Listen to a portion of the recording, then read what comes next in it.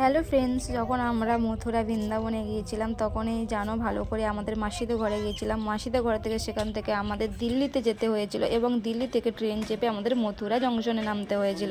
তো hello everyone, সবাই কেমন আছো? আশা করি খুব ভালো আছো। আমিও তোমাদের ভালোবাসা ভালো আছি। আর এই ছিল আমাদের সেই রুম যেখানে আমরা ভাড়া করেছিলাম রাত্রেবেলা থাকার জন্য, কারণ যেহেতু আমাদের দুদিনের ট্যুর ছিল সেই জন্যে।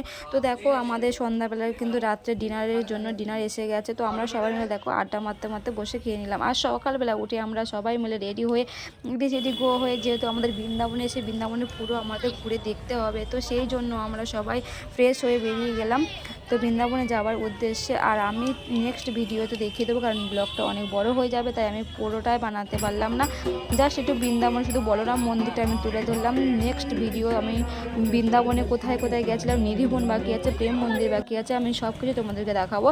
তো পরের ভিডিও তোমরা অবশ্যই কিন্তু দেখো, আর এই ভিডিওটা লাস্ট পর্যন্ত দেখো, তোমাদের ভালো লাগবে। এই ছিল সেই বলরাম মন্দির, যেখানে মনোরম দৃশ্য দেখে তোমার চোখ জুড়িয়ে যাবে। যদি কেউ মনে করে একবার প্লিজ গিয়ে ঘুরে এসো, তোমাদের ভালো লাগবে। আর আমরা যে টাইমটা গেছিলাম সেই টাইমটা সন্ধ্যাবেলা।